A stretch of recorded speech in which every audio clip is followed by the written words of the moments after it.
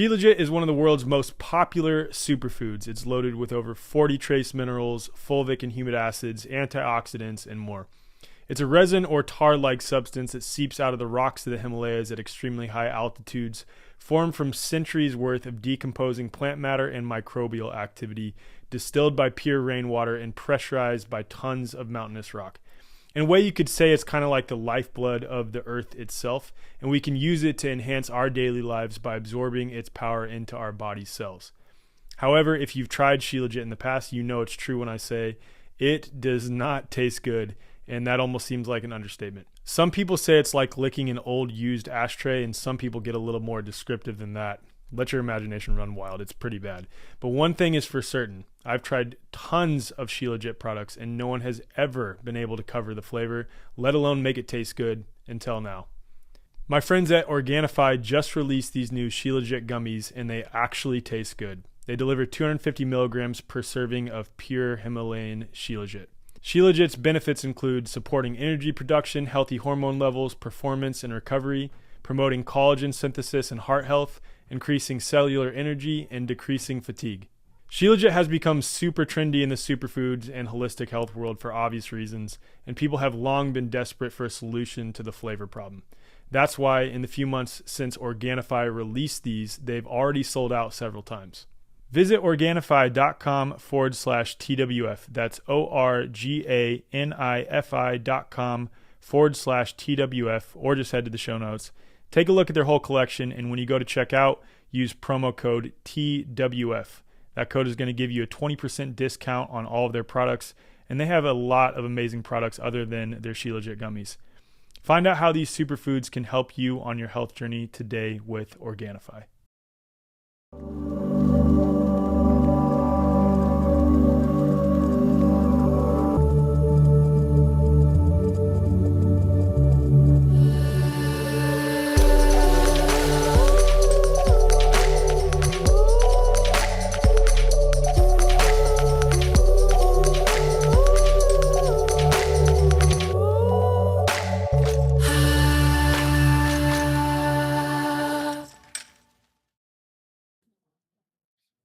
Michelle McKay is a medicine woman and spirit doula. She empowers men and women to embrace their divinity through radical responsibility, acceptance, and self-love. She creates transformative spaces for souls to manifest their highest potential, transcending limitations and connecting with their deepest truth. With a strong emphasis on integration and embodiment, she stewards sacred medicines with reverence and respect, honoring traditional training and lineage. Her passion lies in serving the sacred feminine, helping women connect with their hearts, wombs, and inner power. With 20 years of trauma-informed healing experience, she holds space for accountability and truth, guiding others on their journey of healing and self-discovery.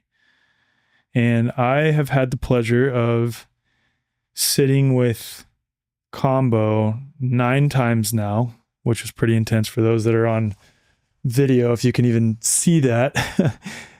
Well, these are called gates, right? Mm-hmm. Okay, so I have 92 total gates on my body now, and we did some pretty funky designs, did some warrior stripes and things like this. But speaking to what you said in your in the bio, the training and like honoring the traditional training practices for medicines is something that cannot be overstated with respect to how you hold space with the medicine, how you create such an incredible container. Because in Austin, I won't say Kambo is a fad, but a lot of people have sat with Kambo in Austin and elsewhere, but especially Austin and Bali and Sedona and places like that. And it ranges from people just like showing up and having stuff wiped on them instantaneously with some, person who owns a functional medicine clinic, all the way to what I experienced was a very, very intentional ceremony with lots of prayer, lots of song, drumming, which I feel like brings about an inherent spiritual sort of undertone of the whole ceremony itself. And Yeah, I got to give you credit on that, because it's a different experience than many of the people I know who have sat with Kambo. And then I also had the pleasure of doing a very beautiful but also very intense psilocybin couples ceremony with my wife for our 8-year wedding anniversary, led by you. And that was incredible. So, yeah, I just wanted to honor you for that. And thank you for sitting across from me right now. Thank you. Let's start with your story, because that story in and of itself is medicine for other people to hear, with all the stuff you've been through to be the person that you are now. So let's start with that. Yeah. My childhood, starting at 3 years old, I experienced a lot of deep traumas. I was kidnapped when I was 2.5, returned when I was 3. And then I had to go through deep relearning of my name, who I was at that young age. And I survived a lot of trauma between my father and my mother. Always fighting, using me as leverage, things of that nature. I suffered a lot of physical abuse. My mother died when I was 16, which left me with my father, who I didn't have the best interactions with and wasn't very supportive of the trauma that I was experiencing as a 16-year-old girl, losing my everything. And then I became a drug addict. I was already dabbling in drugs at 14. I survived my first rape at 15 and started to really deepen into drug abuse, physical abuse. I was a cutter. I used to mutilate a lot. And I wasn't receiving any support or help. And I moved. The weird thing is I still maintained good schooling, still maintained, my control of the upper realms while falling apart on the inside. Much because that was a reflection of the household I was in. My father expected perfection. And so it was, how do you grieve losses? How do you feel unseen as a young girl growing up? How do you feel all of these traumas and also still maintain the little bit of praise that you can get from the masculine in your life? And so at 17, I moved out of the house, which in a way was a really great thing because it was liberating, and I was young and I was finishing school and I had all of these things going, but still the undercurrent of trauma was happening and I wasn't receiving any help, any psychology, any of that. So by the time I was 19 or 20, I was very deep in drug addiction, very, very deep. What were you addicted to? Anything I could get my hands on, but my drugs of choice were cocaine as a younger person. And then any party drugs, because I was a part of the original rave community. So I was hard on that. And then when I ended up homeless, it was mostly methamphetamines and heroin. And I would go on, 6-day methamphetamine binges and come down with heroin, sleep for maybe a day, and then start all over again. And what were you doing as a homeless woman at this time? Like, when you say homeless, were you literally just sleeping on the streets or just wherever you could find a place to sleep, random people taking you in? I was lucky enough to have a car, even though it wasn't registered and it kept getting booted.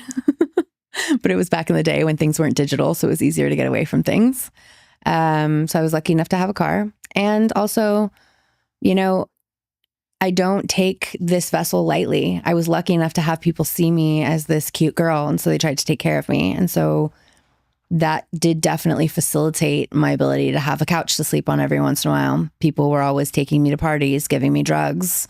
It was a lot easier to be in this body and to be in the state I was in because I didn't look a mess, and I'm very intelligent, and I still had my background, so I could hold a conversation. So people liked me around. Mm-hmm. And so it was like I kept the party going. I got the nickname, I was the last man standing. And so people really liked having me around the party scene because I was fun to talk to. I was just, I used my humor and I deflected what was going on the inside, and I could hold lots of conversations. And so, yeah, I was lucky enough to be somewhat taken care of, if you will. I mean, I wasn't being taken care of. I was obviously being facilitated in my deepest demises, but I was still well taken care of. I wasn't staying on the street, but I was usually sleeping in my car in front of churches. I found that people were less likely to mess with me when I was sleeping in churches. So I would sleep either in front of churches or in parking lots and get up before anyone. I would shower or take care of myself in public bathrooms anywhere I could find. And I'd meet a lot of people partying, and they'd like go on the adventure with me until they couldn't hang anymore. And then they'd go back to whatever normal life they had. And I'm sure I'm some weird blip in their story. When you were homeless yourself, did you interact with other homeless people, or were you kind of a loner in that respect? I was definitely a loner. I was definitely communicating with other people that were like me. It was, the drug addicted party homeless is different than the street person who's been there for 20 years. It's just a different realm. At the end, I did become close friends with a girl who was also in the same boat as me. She was living in her car. And so we kind of supported each other. We would sleep in the same places. Sometimes we'd sleep in each other's cars instead to have someone to sleep in the same car with. We would go to a lot of the same parties. And we would help each other out as far as getting food went. Like if we had a little extra. This is back when money was actually used. So you could find coins. This would be 2001 to like 2003 would be my worst years where I was actually without a home. And what facilitated the rise out of that low state that you were in?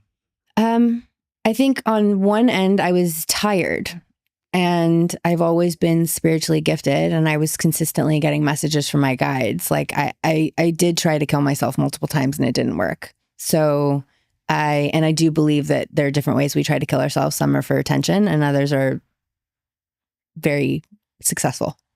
So obviously I was choosing more methods that would have garnered me help, even though there was nobody really listening or trying to help me. And at my lowest point, I was traded for a drug debt. And I ended up living in a very scary situation. What do you mean when you say traded? What do you mean by that? The person that the girl that I was hanging out with, she and I got into a bit of a pickle, taking a large amount of drugs to Vegas for some money. And she did a lot of them and gave them away. And it was just a hurricane of, I don't even know. I mean, if you've ever been on drugs, you know that it's just like time does not exist. So somehow we were there for a few months and we were told that if we didn't come back, we were going to be escorted back, probably in body bags. And so we went back and she went inside to speak and I didn't know what was going on. And then she conveniently had to go get something and left me in the room, but then disappeared with the vehicles and all the things. And I was told that I was to stay there, that I was in payment for what we owed. It's this weird thing. It's like, why don't you just get up and run? I mean, this is the question that happens for so many victims. I was so lost. I didn't have anywhere to go. She had the car. I didn't have any money. I didn't have anywhere to sleep. And I was terrified. And there were lots of guns in the room. And so I stayed. It's that simple. So you were literally sold to this individual to make up for drug loss, essentially. Correct. Yeah. And I ended up driving his women to their appointments. And I made myself useful. Prostitution appointments? Correct. I made myself useful so that I didn't get sucked into that. And eventually I just really wanted out of there. Like, how could I not? I felt like at what point have I paid my dues? But the whole point is you don't. It's like the endless trap you never get out of. So I fought my way out very viciously. And I got out and I was bleeding and I had a broken nose. But I did. I got out. And I had my stuff and I didn't know where I was going. And I landed with another friend who I had met along the way. She was a madam. And she knew that this person was not good. And so she was trying to help me and wanted to see where my breadth of what did I want to do? What was I going to do? It's weird. You're in these situations and it seems so easy when you get to the other side. Like, Why did I just walk away?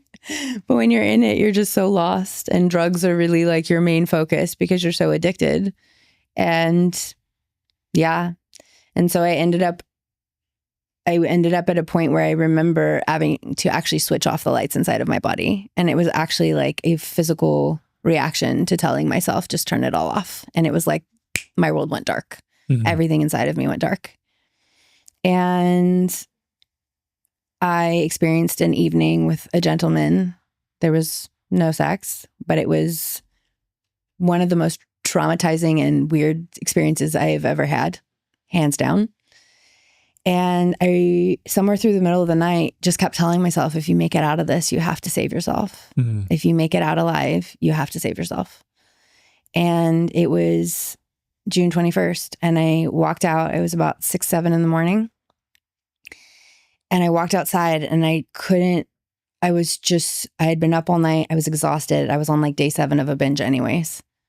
And I felt the sun hit my face and I just stood there and I felt the ground beneath me. And I realized I was alive and I had a choice. I could just change my life. Mm-hmm. Like that's as simple as it is. It's so weird, but it is. We're in the driver's seat. Mm-hmm. And so, yeah. So I drove to Santa Barbara, which is where my mom's buried.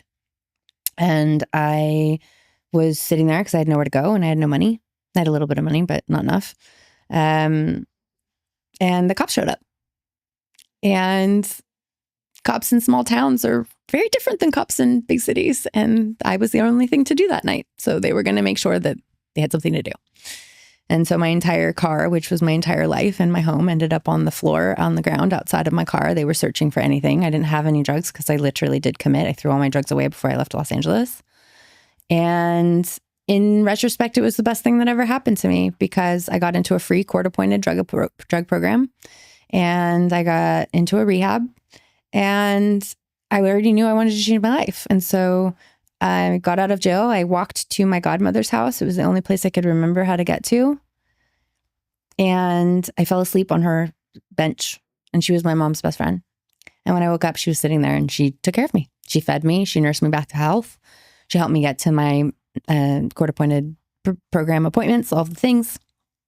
And it was just like I never looked back. It's like I just turned the lights back on. Mm. And it's so bizarre because when you're sitting inside of trauma, when you're sitting inside of anything, it feels like you can't get out of it. Mm-hmm. But it's just a choice. Literally just a choice. It's just a choice. Mm-hmm. And so I chose to change my life. And yeah, within a year, I had gotten myself into school and started to meditate and started to pay attention to my breath and my feelings and got in with a really beautiful therapist who was his specialty was children of, rape and abuse and childhood victims, things like that. And he helped me to kind of just repattern the way that I approached and felt about things and to look at the way that I felt about things and helped me to find a new way of thinking. Mm-hmm. And that was it. I just never looked back. How from there did you end up becoming who you are now, which is a medicine woman that holds space with, at the least, Bufo, Kambo, psilocybin. I'm sure there's some other things that I'm missing. Happy. Okay. Your favorite. Happy, my least favorite thing in the world. Even just thinking about it gives me shivers down my spine. Because I do a lot of work outside of the medicine too. Womb ceremonies. Yeah, womb ceremonies. Yeah. Mm-hmm. And how did you transition from that, or from what you were coming out of this experience, coming out of this trauma? Obviously you went to rehab, getting yourself clean, into then becoming a medicine woman. Yeah. So initially I went to fashion school and I lived out those dreams and I was at the top of my game and super in my masculine and corporate and running a team and the whole thing. And my grandfather was a psychic. So from very early on, he recognized my abilities. And from a very young child, he would work on my abilities with me. So I was never outside of the magic as far as who I was. It wasn't like I came to this understanding of meditation later or found the spirituality. Mm-hmm. Like my cousins were in covens. Just reconnected with it, essentially. Yeah. And so I was in the fashion industry and I felt it's just an awful industry to be in. And I just didn't want that to be my life. And I knew it. And one day I got up from my desk, I turned in my letter of resignation, and I walked out with no plan whatsoever. And much to everyone around me's dismay, I was making a really nice salary. My life was very nice, and compared to where I was, and everyone was just like, what are you doing? And I just knew I needed to listen to myself. And so at first I slept a long time. I think that everybody goes through the corporate crash. Anybody that's ever left the corporate life, you realize how much energy, how much of a Witiko energy there is in that type of a lifestyle. And I knew I wanted to help. And I had all of this experience, and I helped so many people. I mean, even just my assistants at my corporate jobs would end up coming to me for advice. Like, that was already my abilities. So I was afraid because I have a thing with being seen. Not anymore, but I did. It was very heavy. And I started working with dogs. And I started my dog company. And I was working as a behaviorist, and I was working with dogs that were considered unworkable, very aggressive. And what I kept finding was there was no dog that I needed to fix. I needed to fix the human. And any issue that I came across in a dog, no matter what the issue was, it was created by the human. And that these animals, these beautiful beings, are so present. They'll let something go in a way we cannot. And they can just decide tomorrow to be completely different, much like I did. And the people cannot let it go. They perpetuate the stories of what their dog is like. They perpetuate the behaviors. And after hundreds and hundreds and hundreds of dogs and years and years and years of healing all of these dogs that everyone considered unfixable, and then they'd be fine with me, but not fine with their human. And the human would be like, you're not doing your job. And I'm like, really? And I'd show them that their dog was fine. And I just kept seeing the same pattern over and over and over again. And I was working a lot more with the people than I was working with their dogs. And I would have to get to like root core issues. And most people were not ready for that. And they were very resistant to me. And so I realized that like really where my special talents lie, where my abilities lie, is to be able to see the shadow within someone and to very compassionately receive it, because I have no judgment, because I've done it all. I've been there.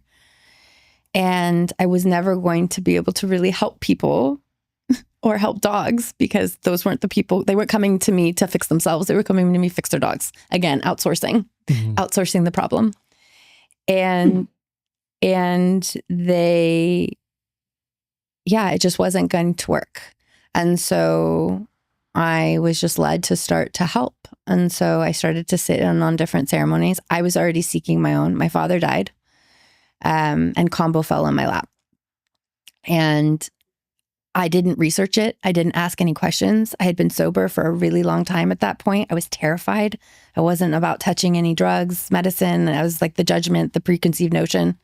And so I went and I sat in the ceremony, and I didn't want to overdo it and scare myself and run. So I just went. I didn't look into it. I didn't know that there was burns. I didn't know about the purge. I knew nothing. I literally just went for it.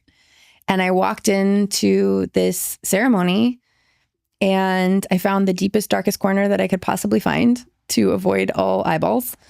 And I sat down, and there was this adorable golden girl sitting across from me. She had the silver pin curls, the polka dot sweater, the blue shoes. I mean, she was like full on golden girls in a room full of bohemian people and medicine people in a shaman's house.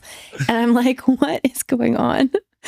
And the entire time she just kept smiling. And, you know, grandmas are so, and she made me feel so much better the entire time. Like, she was literally like my saving grace in that moment. And at the end, we were eating our snacks, and I looked across, and she gave me one more smile, and I was like, I'm so sorry. I know that this is not my business, and I apologize for asking, but would you mind telling me why you're here? And she was like, oh yeah, no problem at all. I was diagnosed with stage 3 colon cancer at the beginning of this year. And this is my 42nd sit. And I went through remission, and now I have no cancer. And I was just like, wow. And her grandkids had found it for her because she opted not to do chemo, and they didn't want her to die. And so they researched, and they found this medicine that would help her, and she healed her cancer. And I walked out, and I just thought, how does the entire world not know about this? And the very next day, I noticed that my anxiety was gone. And I had been dealing with anxiety forever, no matter how many practices I had done. And someone on the freeway And normally my hands would have sweated. I would have been shaking. My entire body, my central nervous system would have been set off. And I didn't even care. I was like, whoa, that was weird. And I just let it go. And a few weeks later, I had to meet up with somebody in my family. And it was the first time I'd seen them since my dad died. Another situation that would normally have me in a total state of panic. My belly would have been going, everything. And I found myself singing in the car on the way there. Had no care in the world. And I'm like, what is like, this is incredible. This reset of my nervous system that's happened. And I just realized that I wanted to share it. I wanted to be able to help people in that way. And then I sat in Bufo, and then I sat in psilocybin, and everything just it was like someone hit me into fifth gear. It was just like everything that I had ever been holding inside, I was willing to be wearing on the outside all of a sudden. All my fears were shifting. So there are a lot of people that offer Kambo practitioner training, and it's kind of like I don't know how to put this in a nice way, but there are people who will only sit with Kambo like once and then start serving people Kambo, which is absurd to me. And I think it goes without saying, and I've covered this before, I believe it was on episode 42, the reverence that is required for some of these sacred medicines, especially because you're literally dealing with the spirit and astral realms. And if you're not acting as a good conduit for the proper spirits, the spirit that is inherent to that medicine, then you sort of create a vacuum for other non-benevolent spirits to occupy, and that can be a very dangerous situation. So how did you know where to go to become a Kambo practitioner? One, and two, this is this two-part question, because I'm sure there are people listening or watching this that are unsure of what Kambo actually is. So maybe let's start with that first. What is Kambo? Kambo is a waxy substance that is a secretion, not a poison, not a toxin, from the monkey tree frog in the jungle. It is a massive detox of the system. It causes a lymphatic purge of your body.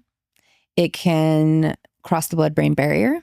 It's completely bioavailable, so the body welcomes it in, which makes it a very easy medicine to heal the body. And it carries 80% of the broad spectrum of human available peptides. It is used on the spiritual level to clear negative energy, to help with depression, anxiety, all of these things. On the physical level, biologically speaking, it can clear a body of, I mean, we both agree that cancer would be more trauma than it is physical, but for people that physical feel that representation of emotional trauma, and or I'm still mostly undecided on this, kind of a mix of both. Physical manifestation of emotional trauma, or a physical packaging up of toxins in your body to sort of package them and put them away so they don't circulate throughout your system, essentially. Right. So it has the ability to go in and right that. So whether that be an energetic clearing or a physical, actual, legitimate physical clearing, it can go into all of the cells and get rid of these things. Mm-hmm. In the jungle, they use it also, it's considered a warrior's medicine. So it is before they go on a hunt. Some tribes also use it. It can make you very fertile. So they will use it for fertility. I believe that's why you don't see a lot of things going on in the people down there, because this is their medicine. They call it the vaccine of the forest. So that's what it is on a very packaged, easy way. It does cause a physical purge. That is the method of the medicine. We start by placing gates on your arm. And that is through burning just the top layer of skin off so that it can enter through the lymphatic system. The entire ceremony lasts about 20 minutes, though the entire ceremony with me is about 4 or 5 hours. But the actual the combo portion of the ceremony is 20 to 30 minutes. Yeah, exactly. Can you recount the story of how Kambo was discovered? And correct me if I'm wrong, in the jungle, this is like literally their form of medicine. This is what they use for medicine. They're using it on kids. They're using it for various ailments, which are rare in the jungle. They're not dealing with chronic issues, chronic diseases like we are. I think it's funny, the Kogi people in Colombia call Westerners little brother. So I feel like I'll use that for the rest of this episode when it's appropriate. For those of us who are acting as little brother and are in modern life, we're dealing with lots of chronic issues. And I think it's just a function of living in modernity, period. It's environmental toxins, it's poisons that are injected into us that we're ingesting that we've been led to believe are medicine, which is hilarious. It's the non-native electromagnetic fields that we're swimming in.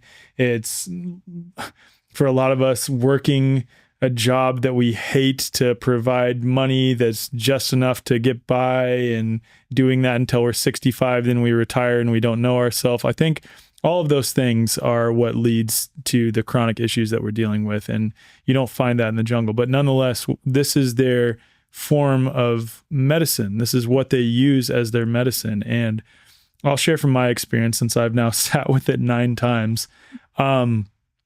It's different each time. And there are times that I sat that was lots of emotional purging, where it elicited a sort of response inside me that I would get angry, I would cry, I would do a bit of both. Sometimes I wouldn't cry or get angry at all, and I would just throw up a lot. Sometimes my body would just shake violently, and immediately what popped into my head when those moments would occur is that this is like how an animal shakes to move through trauma. This is my body moving through cellular trauma, if that's what you want to call it. But it's different each time. And I don't know if this is a term that you had coined or someone else, but it's like the Kambo afterglow. That's a real thing. Like you're glowing the day after Kambo, and the stuff that comes out of you physically when you throw up is pretty gnarly, I will say. And it seems to be, in some of the sits that I've had, stuff that has just been stuck inside me, whether it's like physical toxins or physical representations of emotional toxins that are purging out of me. I think a mix of both. I don't really know. But yeah, you feel a lot lighter afterwards, and I've sat now 9 times. Okay, so that's enough of me talking now. All that to say, yeah, let's hear the story of how Kambo was discovered, because that's pretty cool too. So many different tribes will hold different legends, but the origination story goes that there was a chief and his tribe went completely ill, and they were dying. And he was told by spirit to go into the forest and that there would be a solution for him. And desperate to save his children, desperate to save his people, he went into the forest and he was down on his knees, and the frogs crawled on him, and spirit told him, use this, told him how to use it, and gave him instruction. And he went back to his tribe and he administered Kambo, and he saved everybody. And from there, the legend moved and everybody started to use it. And from there, Westerners started to hear about it, and they started to come to learn, and they started to use it. It's been used by the tribes for a very, very long time. Modernly, by the Western people, it's been used, I would say, maybe 100 years, maybe a little bit less. Mm-hmm. I'd have to check my notes on that.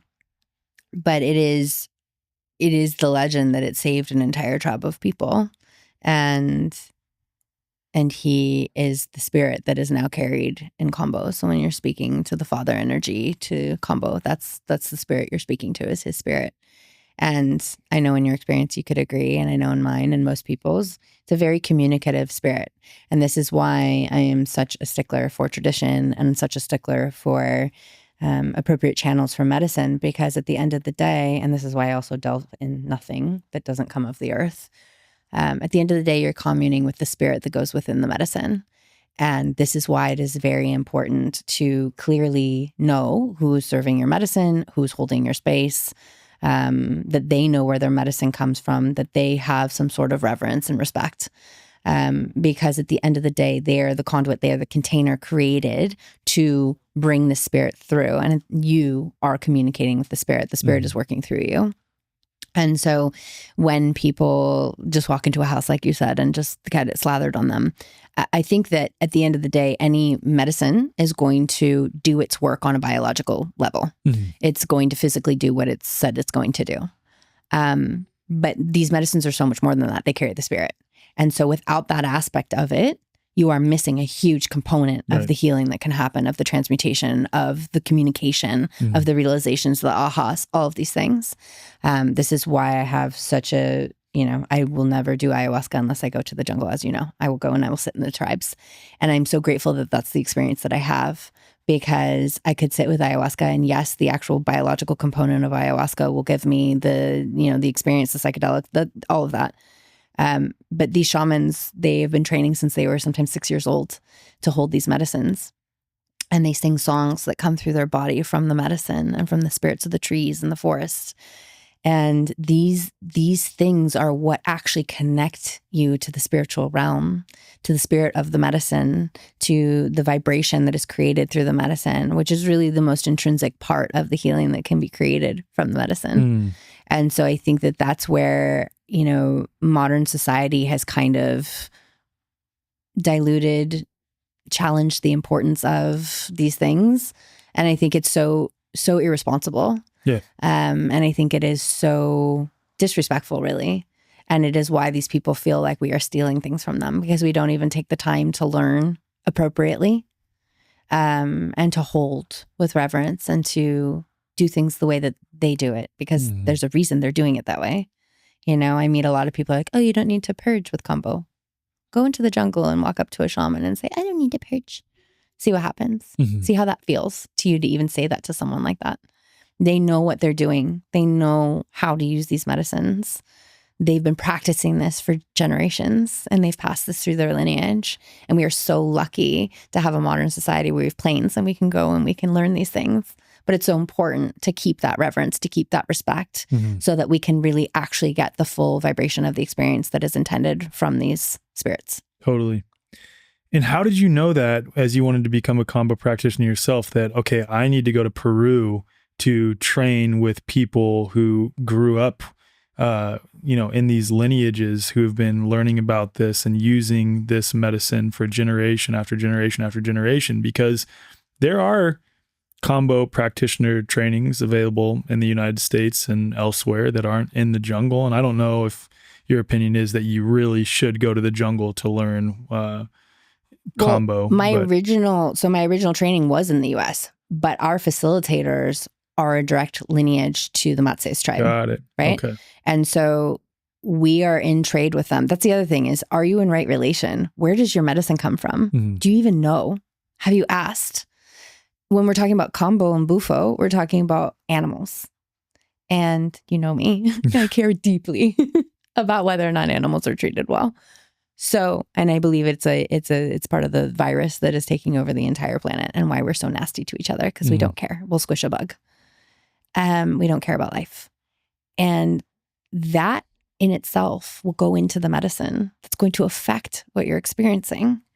So for me, the Matses don't want us to go down there. They'll take people and they train the masters, and then they give them the lessons, and they come back and they train us. These people want to be remaining in their energetic space. They don't want to become a train of Westerners coming through their towns and affecting their children and ruining their authenticity and their natural way. So for me, it was really important to find a training program that was directly trained by a tribe, that did teach me the exact traditional teachings, that was going to uphold the reverence, and also that supported the tribes and knew where the medicine was coming from. That was the most important thing to me. And so my facilitation, I pay my yearly dues. My dues go directly to the tribes. We only buy the excess of their medicine. So we're not overtaking. We're not taking what they need for themselves. We're taking what they have in excess, and we are providing payment for that so that they can use that money for whatever they want. And it is in fair trade. They name the price, we pay it. We do not barter with them. We do not bargain with them. And I think these are the things. They are very respectful with their frogs. They go out, the shamans sit in the middle. And this is something I'm very much looking forward to facilitating for myself so I can go meet the frog. They sing. The frogs crawl on them. People always ask, are the frogs hurt? So I do want to address that here. No, not if it is collected appropriately. So the tribe that I work with will take a piece of straw.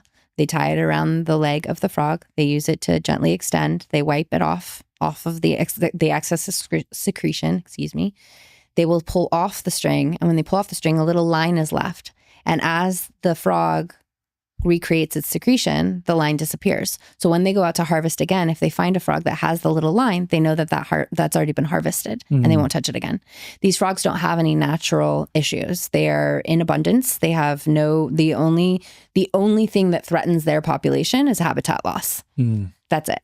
But there is nothing that is being collected from them that's harming them in that way. So for me, it was really important to find an organization that was supporting the tribes, that was going to teach me in a traditional lineage, that was going to give me the opportunity to learn that way. I love that so much. And it comes through in the ceremonies that you hold, that you've trained with the right people who are holding this in right intention, right relationship. Really was just incredible experiences that I had. You said something earlier about when you were training dogs, it was oftentimes, or maybe exclusively, that if the dog was having issues, it's because the owner was having the issues and they're projecting onto the dog. And I thought about that with respect to just trauma in general, especially childhood trauma, because I feel like if the kids overwhelmingly are presenting with a lot of issues, then it's best to look towards the parents to see what they've projected onto the kids. Now, I won't say that that's the case in every single instance, but in most cases, I think that rings true. And it's relating it back to plant medicine, because plant medicines, and I know we're not talking about plant medicine here, would this be called animal medicine, essentially? Yeah, it is. Animal medicine? Yeah. Okay, plant and animal medicines, these sacred medicines. A lot of us are walking around with a lot of unprocessed childhood trauma. And what you see happen in the spiritual communities, though, is that people will immediately rush to these sacred medicines as a means to just get through their trauma. And yeah, I'd like to hear your thoughts on how these medicines can help you sort of process your trauma, but you have to approach them with the right intention. Yeah. I think that you can even take it a step back. How do you even facilitate it for yourself? Did you take the time? Did you look for the right practitioner? Or were you so hasty that you landed anywhere? Even just those little things show the methodology behind your decisions and where you're at. People believe that they can't get through something unless they sit with the medicine. They believe that they have to keep sitting with the medicine. And they're addicted to the clarity, because these medicines create an incredible level of clarity. They take away the judgment. They take away all of the bullshit that is surrounding you. And they just dim all of that and allow the true essence of yourself to come forward. And these beautiful spirits that you're communing with these medicines come forward and kind of lead you through that, because they're these enlightened beings, these enlightened spirits. And at the end of the day, though, it's about integration. It's not about the medicine. The medicine creates the clarity. It's the conduit for that pathway, right? And we're talking about any medicine. I always say that, they're all vehicles leading to the same space, because people always ask me, should I do this medicine? Should I do that medicine? This, that, whatever. If you can't get to the jungle to do ayahuasca, there are other vehicles. Choose your vehicle. Choose your vehicle that resonates with you. But they're all leading to the same place, which is source. And that is the source within you. And I think it's really important to know the difference, because what happens is people are looking for a quick fix. They are looking for a solution. Sometimes they have lived so deeply enmeshed in their story that they can't see the way out. And these medicines will allow that. They will allow that vision. They will allow that clarity.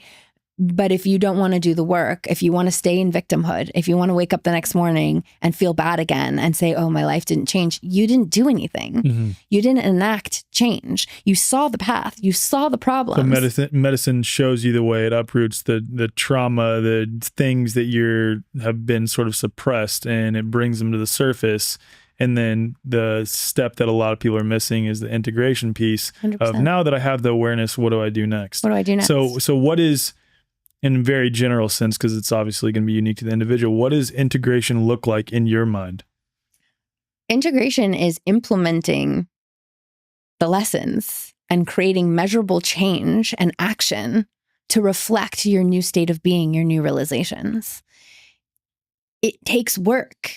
It might be leaving the job that you hate. It might be leaving the relationship you hate or not happy in. It might mean changing behaviors that you have been perpetuating on a daily basis. But you have to actually make the change. So again, like you said, it is individual. But at the most simple answer, it's enacting change based on what you've realized. It's saying, I see that I've done X, Y, and Z, and it is not serving me, and choosing to do something different the next day. And this leads me back to something that you and I spoke of, but my favorite lesson that I've ever received in my entire healing journey was in rehab. And it was this beautiful woman who was leading my integration sessions, and she literally looked at me one day because I was in a spiral and complaining and going on a whole thing. Oh, but this is happening to me. It's all happening to me. I'm a victim. I was in that mode. And she just looked at me and very calmly said, Michelle, you're in the driver's seat. You choose every day which way you drive. You choose. You can change right now. And it just hit me. And it was literally my mantra for my entire, ever since then, for the last 21 years. Anytime I feel anything bubbling up inside of me, anytime I'm playing out a story, I'm like, you're in the driver's seat. You're in the driver's seat. You're making these choices. You can choose It's such a tough one when it comes to trauma, because it's so hard. This is what I mean specifically, though, is that there's a piece of you that has to recognize that, yes, I had these terrible situations that I was involved in. Some of us as a child, before we ever even had the concept of, our own inner authority and decision making, and these really terrible things were impressed upon us, and we were involved in these very terrible situations. So it's that you have been victimized, but how do you reconcile that with, okay, now I've had all this stuff impressed upon me, and then because I was unaware of it, I was projecting it outwards and just repeating it in my own life. And now it's time for me to understand that I'm in the driver's seat. But then also on the flip side, recognize that, you've talked about this before, and I don't know how deep you want to get into this, the traumatic situations, especially as you get older and sort of individuate in a very real sense, I'd say physically and metaphysically, from your parents, really come into your own being, you're then, by your own constitution, attracting that which you are putting out, whether you're aware or unaware of it, and having to take ownership for those times that you were victimized and say, man, yeah, I was victimized, but how was I carrying my own energy? Like, what was I putting out into the world at that time? What was I projecting into the world at that time that I hadn't reconciled within myself? And maybe I didn't have the awareness to, but did I help facilitate that very traumatic situation that occurred to me, no matter how traumatic it was? And yeah, these are just some of the conversations and thoughts that dance around in my head, because it's a both and. It's not that you were never a victim and that you weren't victimized. No, you were victimized, and some very horrible things happened to you. And again, it's all relative. There's some people who've been through way worse than what you and I have been through, and we've 100%. Been through some crazy ass shit in our lives. We've talked about it together. For those who are listening or watching, Michelle and I know each other really well, so we've had a lot of conversations before. But it's just such a tough thing to recognize that, yes, you were victimized, but you also might have attracted some of that stuff that brought about the situation in which you were victimized, but you are no longer a victim. And sitting here right now, whatever this present moment is that you're watching or listening to this, if you're dealing with some undealt with stuff, or you're still bitter or upset at others, or dealing with shame and guilt surrounding your past or things that were impressed upon you, is that with you right now physically? Are you experiencing that in reality, or is it only swimming around via I guess you could say, storage, the cellular units of storage in your nervous system and in your body and in your mind? And the reality is, it's the latter. It's just a story. It's not real in reality anymore. And just like you said, you're in the driver's seat. You can change it. So I just rambled on again. It's probably going to happen a lot in this episode, but yeah, share any thoughts that are coming up for you on that. Yeah. So, and this is going to be a tender one, a trigger warning, because this doesn't land very well for people that are still in a victim mind state, because it's two-part. If you were raised with a lot of trauma, it's literally how you were programmed to exist. It's all you know. Mm-hmm. And so you will subconsciously be recreating situations to constantly be in that same vibration, because you do not know how to simply be happy, how to be joyful, how to not be the victim. And when we have unresolved things that we've never dealt with, it's easy to just continue to have that be your story, your identity. This is who I am. And it becomes almost a badge of honor. It becomes that you don't know how to be any other way. You don't know who else to be, because who are you without your trauma, without your story, without everything that happened to you? And that's the trap, And so it's very challenging. You and I have spoken about this many times. It is very challenging. One of my greatest pillars that I stand upon, that I work with people, whether we're in medicine or simply in shadow work. If you're in the driver's seat, can you take radical responsibility and radical ownership for everything that you're creating around you? So did I deserve or create being kidnapped as a 3-year-old, 2.5-year-old? No, I did not. That was not my creation. I had to then learn much later on, going all the way back, and it wasn't easy to start with the first stuff. It was way easier to pay attention to the more adult self of myself, because I was living a totally normal life. So why am I still a victim? Why am I still perpetuating all these things around me? Can I see how, because I was a victim at 3, that was a very deeply ingrained program that I was living. And so therefore, if we can understand polarity, if we can understand that everything in this world works off of polarity, there's always an opposite match. There's always something that's vibrating towards what you're creating. And so if I'm a victim, I'm going to be attracting predators, period. And so my next step was being raped. Again, I was 15. However, I can take radical responsibility now as an adult and see that because I was coming from a victim programming, because I understood myself to be a victim, I absolutely was the reason that I was planted into that situation, because I was attracting a predator, because I was a victim. And that's why other people around me did not get raped. It's not random. I don't believe that anything is random. I think we are all vibrating and creating things at all times. We can create a reality. We all know that. So we are absolutely creating our reality. We have to understand that. And so I can take ownership for the parts within me that created the vibration that created the person that raped me. Moving forward, I was homeless. I was raped again.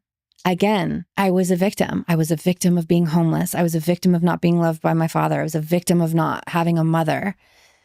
I could have also changed that story at any point, but I wasn't ready to yet. And so I was still attracting. Do you think you at that time would have been able to hear anything that you're saying right Absolutely now? Not, which is why I started Probably with the trigger warning. Probably would have freaked out on yourself. Yeah, right? I would have. I'm sure people are listening to this right now and going, is she really blaming women for being raped?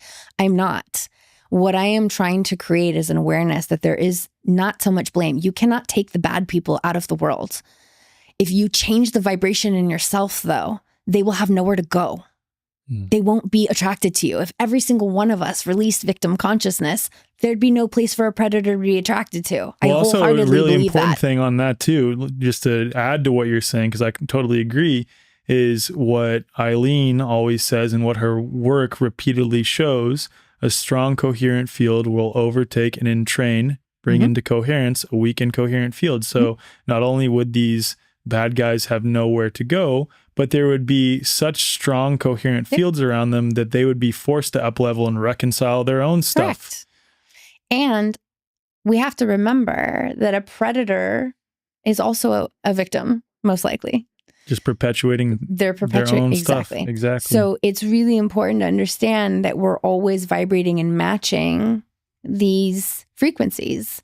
And so again, you know, I can remember at a very early age, I started to develop earlier. And I can remember being in the mall and men would be looking at my tatas as I was walking around. And I'm like this little kid, and I remember feeling very like icky about it, right? I can also acknowledge that they probably weren't looking at every little girl, right? And so again, I was carrying that polarity. Growing up, I used to get the cat call whistles, and I'd be like, why didn't that girl get whistled at? Why is it me? I'm in the grocery store and some creepy guy thinks it's okay to hit on me. Why me? Do you think it's because you were dealing with the why me? Because you're holding on to the why me. 100%. Yeah. Not only holding on to the why me, but I was still in the victim. Yeah. I was living within the consciousness of my victimhood. Yeah. I was raped. I was an attraction for a predator. My vibration was attracting a predator.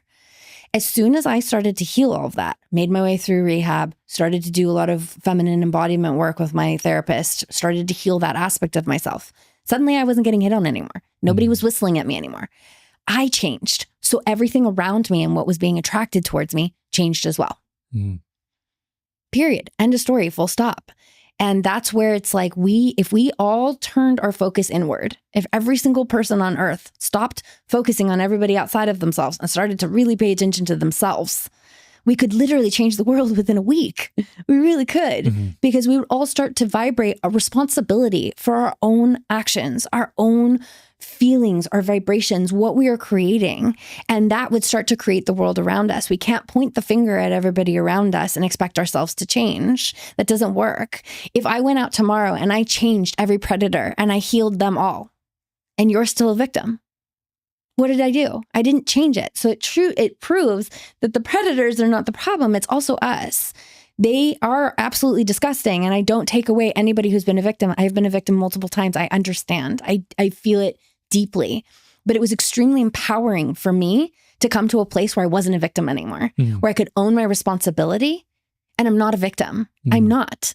Situations happened to me. Circumstances happened. And I was as much a player in my circumstances as the people that came in to facilitate my experiences, right? But if you spend your entire life woe is me about being a victim of a circumstance, you'll never heal that aspect of yourself. You're always going to be a victim. Amen. And you have to rise within yourself. You have to realize where in yourself can you empower yourself and become stronger, because your entire world will change from that. You are in the driver's seat. You're the only one that can change your own life. Nobody can change it for you. If you're enjoying this episode, please consider sharing it with at least one friend or family member who you think could benefit from hearing it. You help us grow and reach more people by sharing it with those around you. Also, be sure to head to the show notes to check out our membership offerings, membership marketplace, and more. In nearly all cases with modern health systems, you're waiting months for appointments only to spend a mere 10 minutes with a doctor who quickly hands out a generic diagnosis that is likely rooted in a total misunderstanding of health and causes, and then you're offered a one-size-fits-all medication or invasive treatments with unpleasant side effects. If this sounds all too familiar, consider a different approach with the New Biology Clinic, founded by Dr. Tom Cowan, a respected natural health doctor, author, and speaker. Dr. Cowan's holistic perspective on health and wellness and a deep understanding of the true nature of health and disease sets this clinic apart. With the New Biology Clinic, it's not about quick fixes and suppressing symptoms. The practitioners take time to understand your unique story, recognizing that health is unique to the individual and that illnesses have a variety of causes, physically and metaphysically. Members of the New Biology Clinic enjoy a flat monthly fee that includes a range of valuable services like health consults as needed, practitioner-led live streams on diverse health topics, access to a members-only resource library, and multiple live group sessions every month. These sessions cover fitness, breathing integration, biofield tuning, guided meditation, EFT tapping, and much more. Unlike traditional healthcare systems that thrive on frequent visits, prescriptions, treatments, and suppressing symptoms, the New Biology Clinic's motivation is to make you healthy and keep you that way. Visit newbiologyclinic.com to learn more and use code THEWAYFORWARD for $50 off your account activation. If you're a member of The Way Forward, email hello@thewayforward.com to receive $150 off your account activation. Your journey to genuine healing begins here.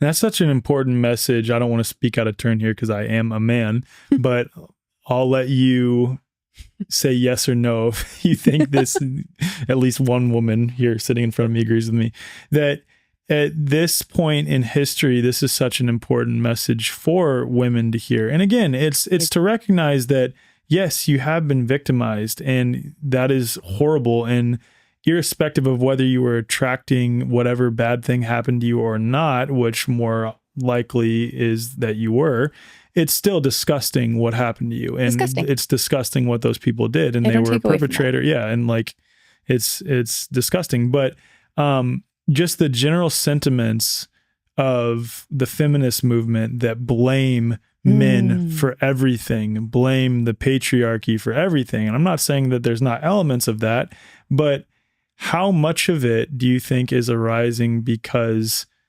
women aren't willing to step into their own power and stop blaming and take accountability for their own lives? I 100% think that the feminine is 50% responsible. I think that the answer is still the same. We can only change ourselves. We can only change the environment around us. So is it fair that we are in a situation where men can be a little bit overwhelming for the feminine to rise? Yes. Is that the program that the world is under? Yes. And also, it's the victim perpetuation no matter what. So if we were to change the way, if anybody changes the way they act, you change the way that something responds to you, period. If I walk into a room and I'm super meek and I'm going to be overpowered by the most powerful person in the room. If I walk into a room and I own my space and I don't let someone speak over me and I maintain control over my personal boundaries, suddenly I've changed the room. I didn't change the person. I changed the room because of how I am setting a boundary, because of the way that I'm vibrating out and thus what is vibrating back at me. So yes, I think that no matter what, the entire answer to the world's problems is to stop playing the victim and to see where you can own your personal responsibility for your personal experience. You can't change the other people. You can't change what they did to you. And this like wanting to go and vilify someone for something, it's again being in the victim. It's taking no responsibility and feeling good because they paid. And that's what's happening with the feminine and the masculine. They're masculine, beautiful men that are trying so desperately to rise right now. They really are. And they're not their grandfathers. They are not the men who did this eons ago. Why are they being held responsible for it? And by receiving the angst, the anger of the feminine, you did this to me, it is creating a defensive response in how they treat the women. So if a woman, and I fully believe, you know how I feel about this, but I fully believe that the feminine leads a lot. The masculine creates the frame, but the feminine leads. The feminine leads her home. The feminine leads her sexual experience with her partners. It starts inside the womb. Our mind, our heart, our body, our soul, it lives down here. It's not up there. And if we can be more connected to that, and if we can lead from that space, then I think that we would create measurable change in the way that we receive the masculine. And the masculine is really kind of just looking desperately for how can I provide in this world? How can I rise? How can I make better for everything that like men are icky for and all those things? But they can't do it if you're constantly blaming them for something they did not do. Right. And if you carry those chips around on your shoulder all the time and you blame everybody around you, again, you're in the victim consciousness.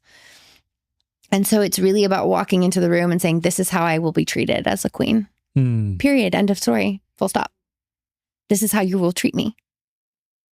And I bet you that every man would rise into that. He would, or he'd fall away and go have to heal his own shit. Yeah. Right. But like, It's what we accept around us is the environment we're creating. So that's the other thing. It's like, are you a victim? If you don't accept the behavior of the person in front of you, change it. Mm-hmm. Change yourself to a point where that's no longer acceptable and they change with you or they fall off. That's the only way to do anything. And the feminine has so much more power than we have been programmed in this modern society to realize. And that is because if the feminine is in her true power, this whole world would be a very different place. You know, we don't operate from war. We don't operate from vindictiveness. It comes from the masculine, the out of balance, protective nature within ourselves. That's the victim that's now grown this masculine shield to protect ourselves from all these things that have happened to us. And everything is out of balance. It is. And I'm not saying be the submissive female. That's not my vibration either. I believe that the feminine, just like the masculine, is multifaceted.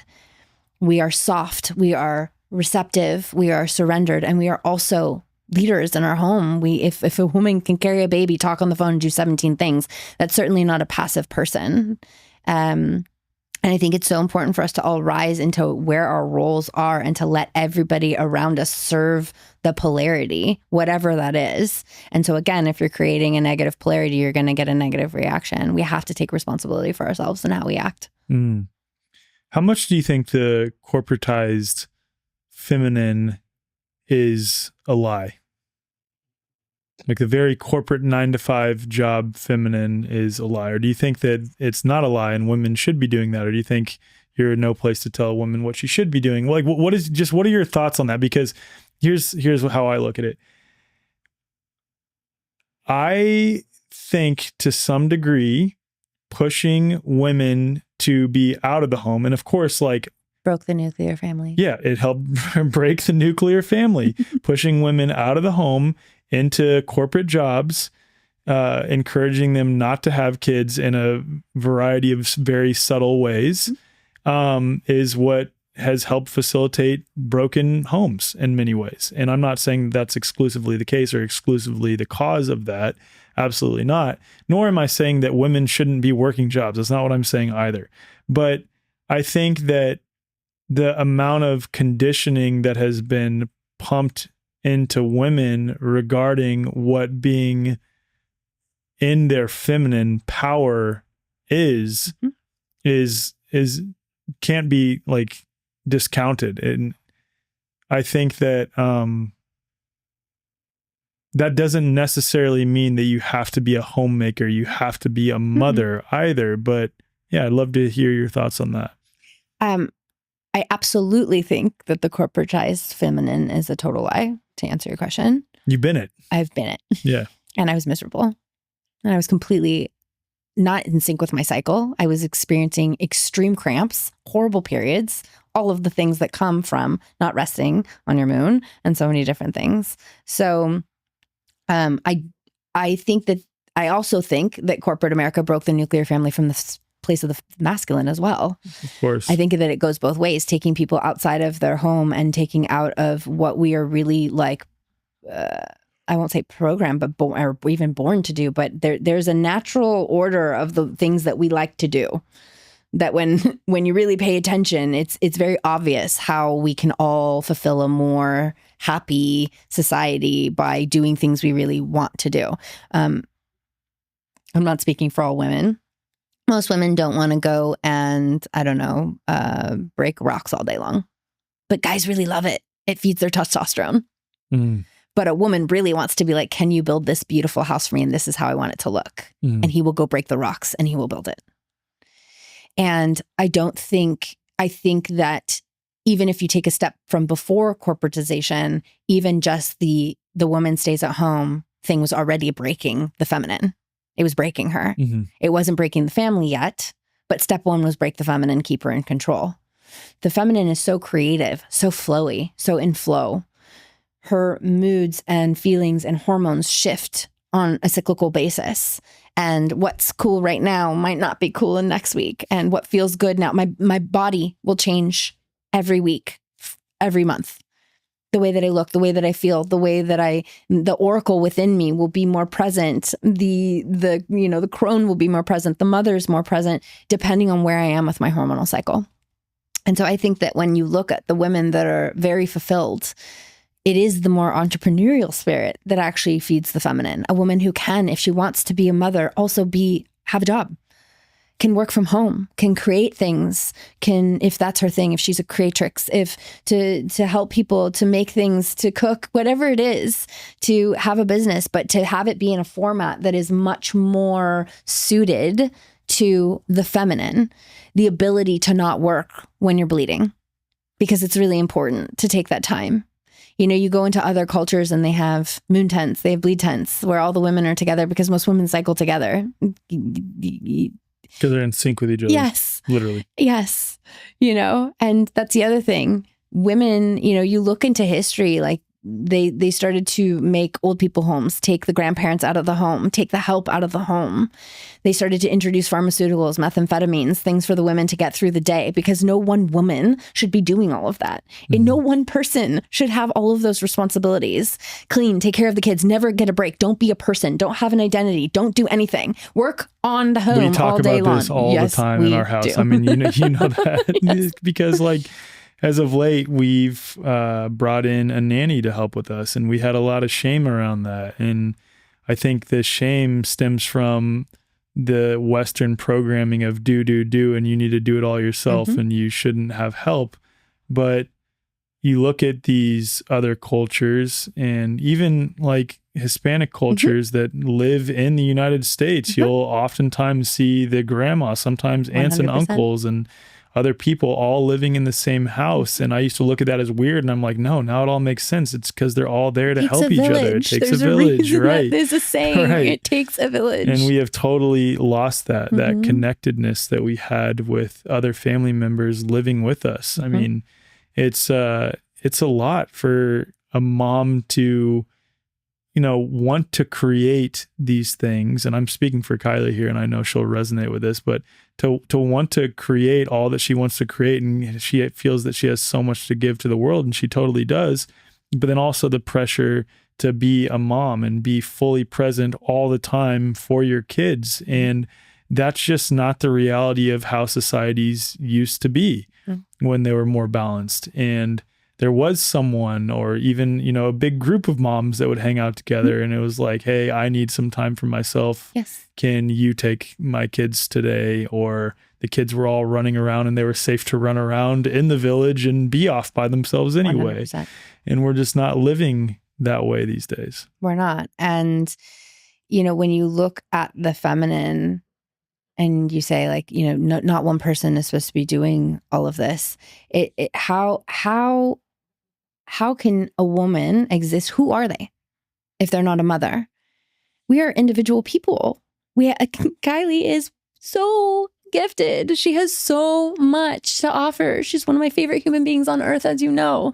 I love hanging out with her. I love her codes. I love talking to her. She's a person outside of being a mother. Right. And we have to consider, what kind of people are we creating? What kind of daughters are we raising if we teach them that we are nothing but your mother? We have no personal space. We don't get to do anything by ourselves. And we are shameful for passing you off for an hour so that I can take a nap or a shower. Right. Just a shower, just to feel fresh again, let alone maybe write something or create something. And these things are very natural to the individuality of people, and they don't want people to be individuals. That's the biggest program. That's where corporatization came in, institutionalization. Well, I would even say that like the pendulum has swung the other way now, where people see, okay, corporatization, the corporate woman, the very like feminist, I'm talking like buying into the feminist movement type woman is clearly not it. So that must mean that I need to come over here and do this, missing the context that doing this, meaning being the mother who is present with her kids, who primarily is at home. Yes, that is a piece of it, but there's a fundamental component missing from the traditional feminine dynamics, in that it wasn't an individual thing. It was a collective of masculine and feminine who are very embodied in their own essence, sort of working together in unison to cultivate and foster an environment for women to fully express their feminine as individuals while also being mothers, because there was help there and people were all interacting interdependently in community. Interdependence. It's so important. not codependence, but interdependence. Interdependence. Yeah. And that is what's missing, you know? And that's why I said earlier, it's the first thing was take away the human being, just make her a mom. She's just a mom. Mm-hmm. And then send her to work. Mm-hmm. Kill every single bit and connection she has to herself. Then make her feel guilty like she has to go earn, but also make her feel guilty that she is earning. Have her come home after a long 8-hour day and cook dinner and be a mom because she gets no time. Teach the children, especially the little girls and the boys, that that's all the woman is. You keep perpetuating the same cycle in society over and over and over again. You're creating the situation.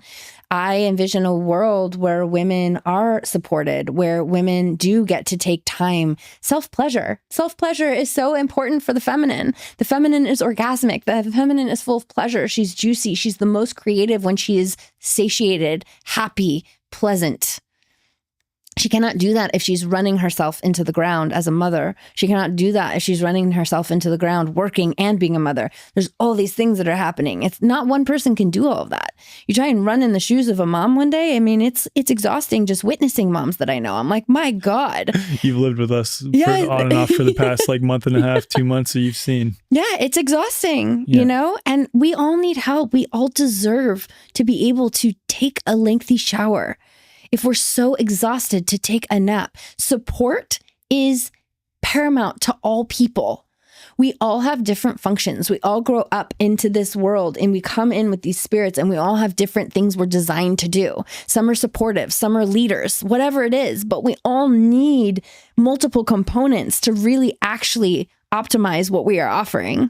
And I think that that is, you know, part of this whole program is to keep us from being optimal, to keep us from creating at our highest, right? Mm-hmm. And so that comes down to the feminine. The feminine is so powerful. The feminine can create so much.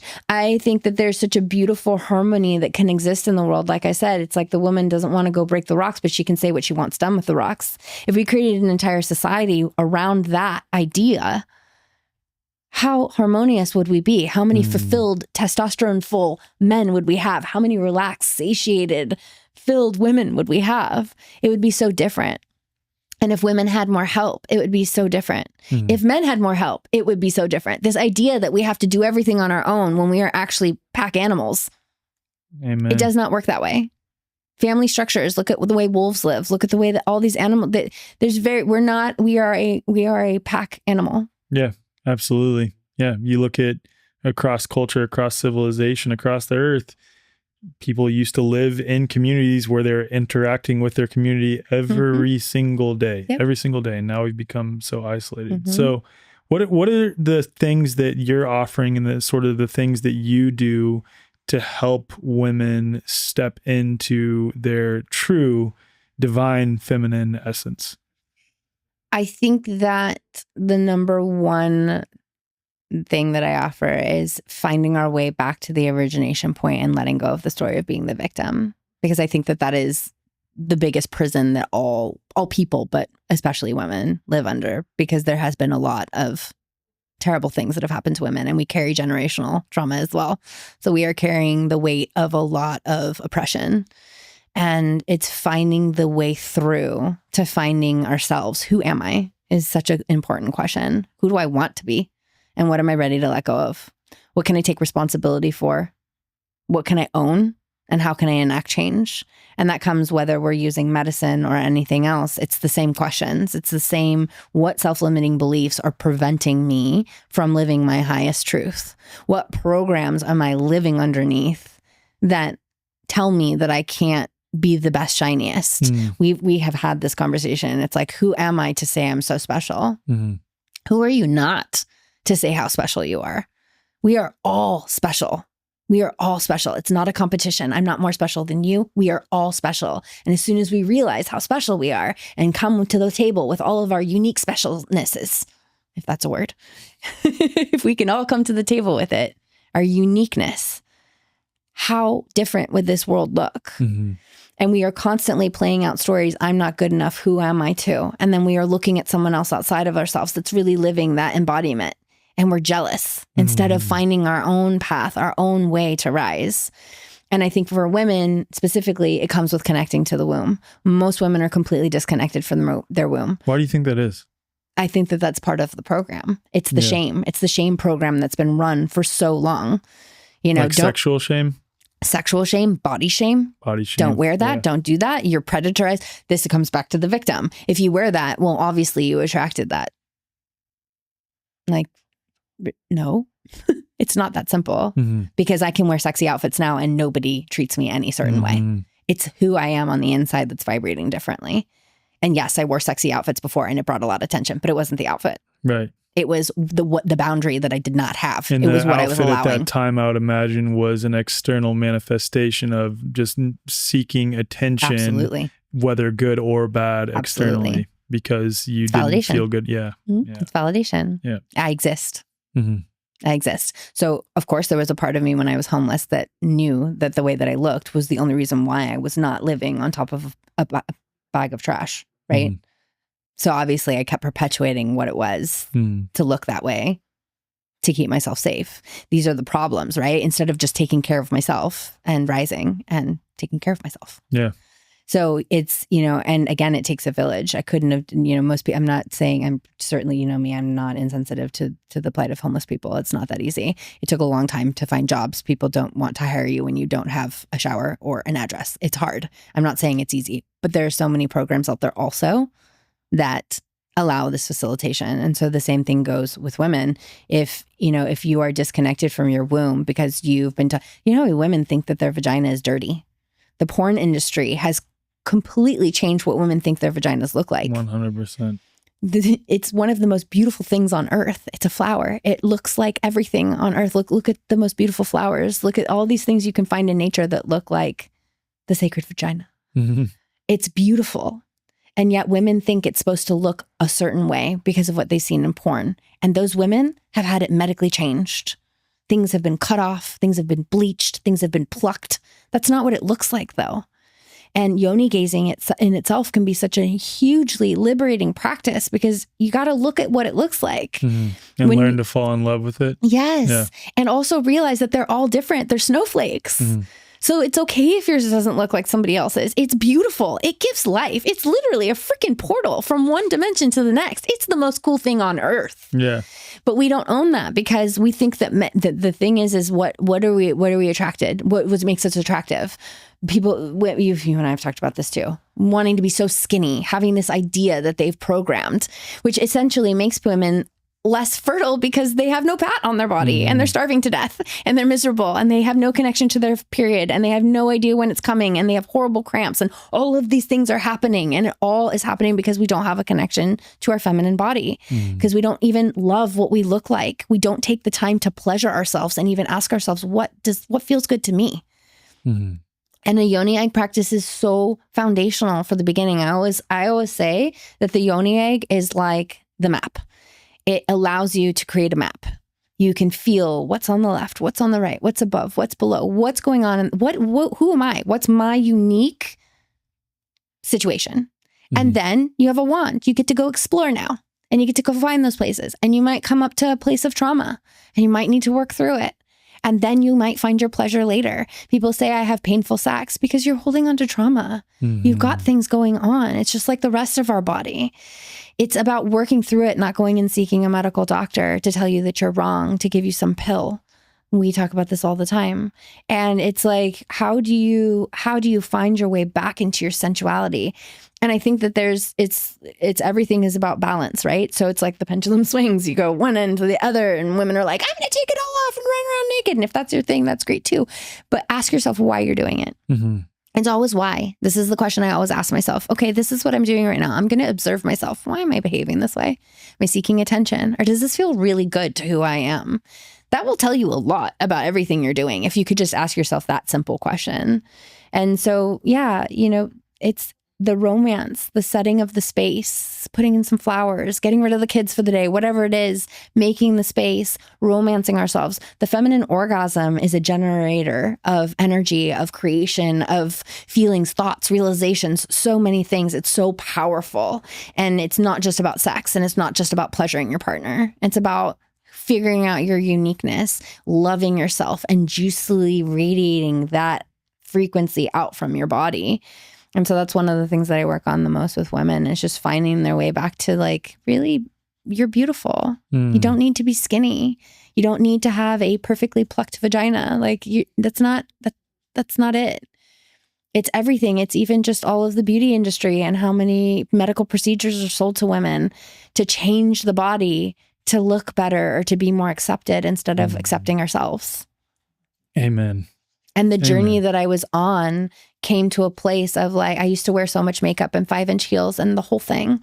And it's like, how did I get here? I'm wearing makeup today for the first time and I don't know how long. You know, it's because I just can accept myself and love myself just the way I am. And it took so long to get there. And I'm not saying it is easy. And if you love yourself all dolled up, that's great. As long as you're doing it for you, I am in full support. If it's what makes you feel so good, but just ask yourself, does it make you feel good because you're receiving the external validation that you look good? Or do you just look at yourself in the mirror and be like, hey, is this an act of treating myself? Right. Yeah. Because loving myself in the best way. Right. Because adorning ourselves is a very, very feminine frequency. Yeah. Clothes. Completely different jewelry. than wearing certain things to attract 100%. validation externally. 100%. Yeah. And it starts from the inside. Yeah. It starts from the womb. Yeah. Wow. Beautifully said. So for you, you've clearly done a lot of introspective work, and we touched on Kambo a little bit. And again, the context is you're someone who's been through lots of trauma and is now a medicine woman yourself, helping to carry these sacred medicines. But let's talk about Bufo and some of the other medicines that you are a practitioner of and a steward of, and how they've helped you on your introspective, inward self-reclamation journey. I think that, like I said before, they're all leading to source, but they're all different vehicles. And so they feel different. They create different realizations. They're different spirits that you're dealing with. Yeah. So Kambo is a father energy. And that, what would you say in general, if 2 to 3 sentences, what the essence of Kambo does that is different than Bufo? Obviously, one is psychedelic and the other is not. But yeah, just in general, what Kambo does to set the context of like what we're transitioning into now with Bufo and some of the other ones. I think that I think that you hit on something that's very important. Kambo of all of medicines, it's non-psychoactive. So it's very different. You're very much in your body. You're very much like in the leadership of your experience. You have to be. You are very much in your body. You feel everything and it is and you become very uncomfortable. Aware. Yeah, it's and you have to sit in that. Yeah. And you have to sit in understanding. And I'm sure you can attest to the fact that the most important thing is how are you treating it? This is miserable, or I'm purging that which does not serve me. Well, it's interesting because in the moments that I was like, I'm purging, let's get this done, I had very violent purges, and that's the pendulum one way versus like, oh, I don't want to be here, I'm not doing this. That was very resistant energy, like me not wanting to be there in that moment. And the purging, the uncomfortability was prolonged and the purging was minimal, but the uncomfortability, like it felt like resistance. And it's like a middle ground of like, okay, I'm here, I'm doing this.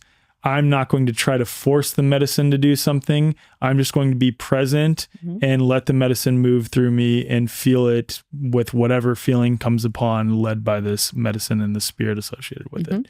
And Kambo is a perfect example of that, because what is the father? The father leads. The father creates the structure.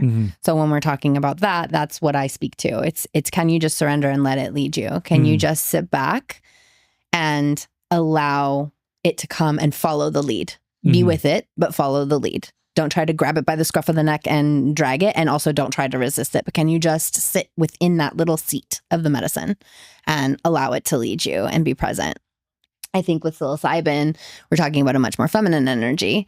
And just for everyone watching, listening, psilocybin is not Bufo. She's talking about a separate medicine. We'll get to Bufo in a minute. Sorry. Yes. Yeah, good. Psilocybin, that's much more feminine. It's gentler. It's these ahas, but in a nurturing way. It can be. But I think that's you're playing it, right? Totally, but it still is holding you in these moments. It holds you and you feel that. You feel being held. Not all moms holding you when you're throwing a tantrum is not pleasant because you're throwing a tantrum. However, mom's still holding you. Mom has still got you. And it's that like that feeling of being held. To me, it's one of the more gentle medicines because it's just this little container for you to sit within and see all of your stuff. Yeah. With Bufo, I feel like that's the God key. With Bufo. Okay, so real quick though, I think most people know what psilocybin is. That comes from it's essentially psychedelic mushrooms. It's a substance that is in mushrooms that induce a psychedelic response. And I will say there's a very different feeling and experience when you do psilocybin in a ceremonial setting versus doing it in at a music festival or even on a hike. And I've done all of those things now. I've done it in ceremony. I've done it at a music festival. I've done it on a hike. I've done it just hanging out with my friends on a couch watching a funny movie. And it's very different doing it in ceremony. But that's what psilocybin is. And I'm assuming most people watching or listening to this already knew that. But before we get into Bufo, what is Bufo? So Bufo is 5-MeO-DMT, and it is from the Sonoran toad. It is a very quick but very expansive ceremony. It's like time just stops. And it is more like the God key. I wouldn't say it's feminine or masculine, though I would say it's definitely more gentle. So maybe people would identify more feminine. I'll be the judge of that in a few days. But it's like the expansion through space, time, and God and all things. I think one of the most unique takeaways from all medicine that most people will come away with is, you realize we're still individuals, but we are all one in the sense that like we are one race. Like it takes away the judgments of yourself and of everything around you. It allows you to really see things without all of your shields and your blocks in the way, and with Bufo, it's this expansion. I mean, everything just becomes so crystal clear because there is no limitation of this realm.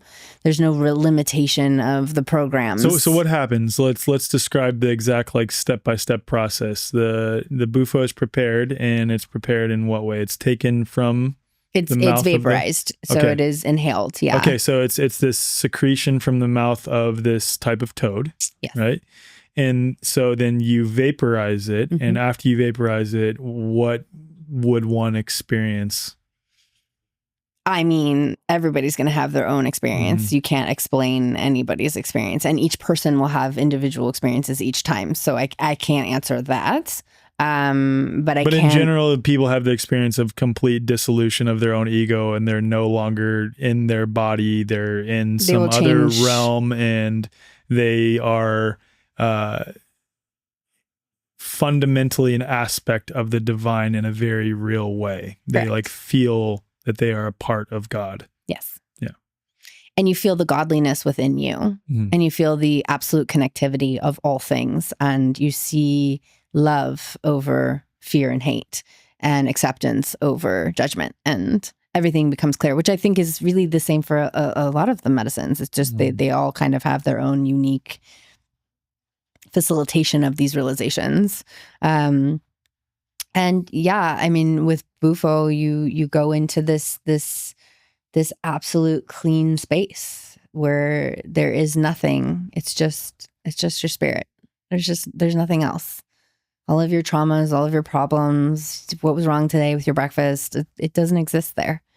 And then you come back into your body. It's like 10 minutes, right? 10 to 15 minutes. Yeah. It's crazy. But it feels like lifetimes and years. Because there is no real time and space. It's another prison that we're living under here. So what did you learn about yourself doing Bufo? Oh man, I learned everything. I learned how many of my stories I was still perpetuating. Is it because you saw yourself from such a zoomed out lens that you realized, okay, this is who I truly am in this space? You have a glimpse of who you truly are. And it's like, look at all these things that I'm pretending to be or that I'm carrying that I am not. I don't need to do that anymore. Yeah, I mean, but then comes the integration. Then you actually have to take the steps to do it, that's the integration piece. 100%. Yeah. You always have to integrate. Otherwise, you're going to be consistently chasing medicine ceremonies for these ahas, but you're not going to do anything about them. Mm-hmm. But all medicines create the aha. Mm-hmm. It's just the different nuance of the ahas. But for me, I really pretty much changed my entire life the next day. I mean, I just started responding differently to everything. I already knew I was in the driver's seat, something I repeated to myself every day. And yet we are human and we are constantly perpetuating crap into our life because that's the human experience. Yeah, but it's also maybe you didn't know where you wanted to drive. That's a very fair point. Yes, absolutely. You're in the driver's seat, but like, where do I drive? I don't even know what I want to do. Yeah. And it gave me a lot of clarity around who I was, what I wanted to bring to the world, and also how powerful we all are as individuals. This unique mindset, this unique, everything that I come to the table with is my unique self. And it, like I said, if we all bring that to the table, we change the world. It's game over. It's the removal of individuality and the corporatization and the boxes and the institutionalization that is controlling us all. Mm-hmm. So if we come to that like unique snowflake moment of ourselves, we can actually exist within that, and we realize how special we are and how perfect we are just the way that we are. There's nothing, we don't need to change. We just need to let go of a lot of bullshit that we're carrying around. We just need to take all the weight off and just exist in our true soul essence that we came to this planet with. One more quick thing. I think that the most important thing to remember with all medicine is that it's still up to you. You still have to make the changes. You have to integrate the lessons, whether that's somatically, whether that is making actual change and changing your entire life the next day, whatever that is, but you have to take action. And if you find yourself perpetuating going to medicine ceremonies and still living out your stories day to day and, wearing these medicines that you've done as a badge of honor and, I've done this many times. I hope that I only see you one time. I mean, with Kambo, it's a little bit different. This is more of a maintenance medicine. Damn, I was about to say you saw me 9 times. that was your recommendation. So. Well, and Kambo's different. Kambo can be used much. It's much more. You do a series. Typically. You do so it can completely clear your body of heavy metals and toxins within 30 days. 3 sits within 30 days. Mm-hmm. I did 9 sits within 40 days or something like that. Yeah. And there's no too much when it comes to Kambo. Like we're talking about a very physical thing. Mm-hmm. Yes, it's helping with the emotional stuff, but it's very different than psychedelics. I think that the trap and the concern with psychedelics, and something that everybody should be very aware of and mindful of, is because it's so blissful. Kambo's not blissful. It can be. It has its moments. It's not blissful. It's so far from blissful. So people aren't real quick. It's such a weird thing because it's like you're so exhausted after you sit with Kambo, and then like each time I'm like, why the fuck did I do that? Like I'm so tired, and we've talked about this. I have so much going on right now, and then the next day I'm like, I could maybe do that again. And then usually like just before, pending I don't have a lot going on. I've had a lot going on lately. Just a lot of things happening all at once in my life, and that's okay. But typically the day before each of the sits, I'm like, I'm kind of like looking forward to this in a weird way. And then when the ceremony comes and I'm actually in it, especially after the way you open up with hape. And for me, hape, for those who are unfamiliar, it's like a ground up, like finely ground up tobacco, mapacho version of tobacco with a bunch of other herbs, depending on the shaman that made it or the individual that made it. And it's blown into your nose. So it's effectively snorted. And it is, for me, not a pleasant experience. You have your reasons. I have my reasons.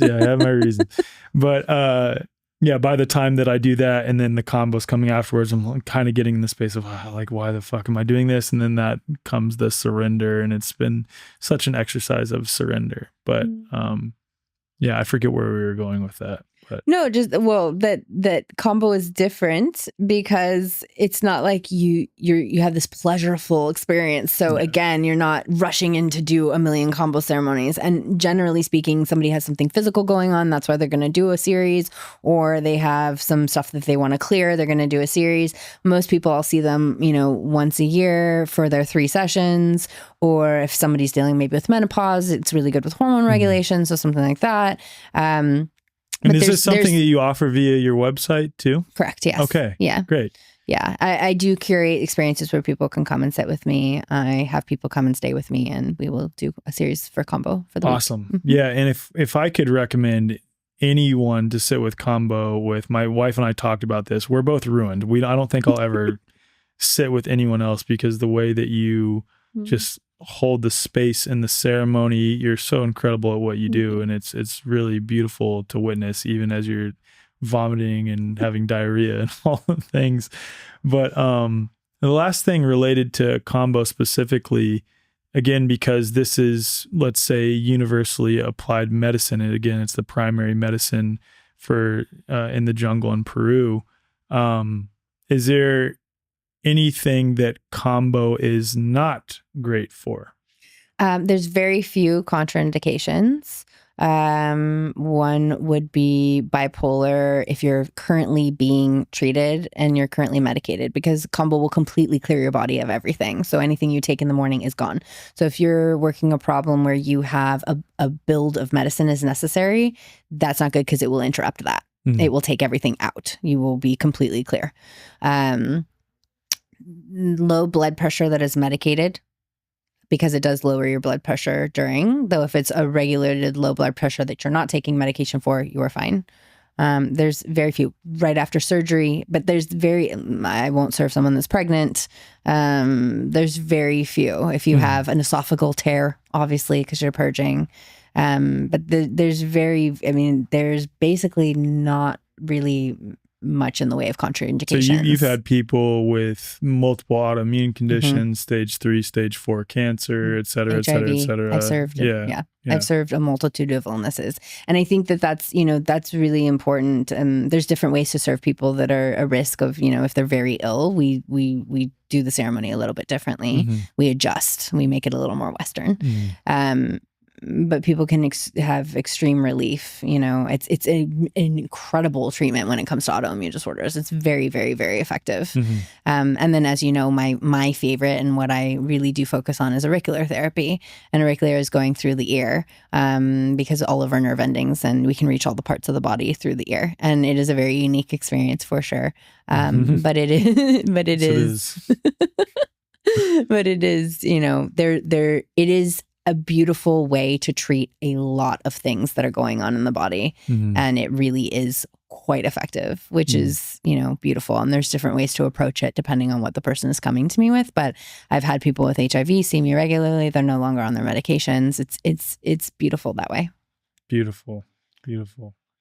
Well, Michelle, thank you for being here with me. And, thank you for being the person that you are and holding the space so well as you do. And for those that are interested in booking you for Kambo or any of your other offerings, we'll have that in the show notes below. But is there anything that you want to plug specifically that's something that you're promoting right now, or something that you have coming? I have my retreat in the fall. So I'll be taking a group of women to Peru. I think Kylie's going. Yes, she absolutely is. Yeah. We're anchoring that in for her. So I'll be taking a group of women. I have a beautiful space reserved, and we will be doing a psilocybin ceremony there. We'll also be doing classic Temazcal ceremony. We'll be doing a cocoa leaf reading with a beautiful shaman that is up there. If you know me and you follow my Instagram, you've seen me in my flower crowns running around in the mountains. We're definitely going to be doing some goddess things and dancing in the moonlight, and just really just embodying spa treatments, the whole deal.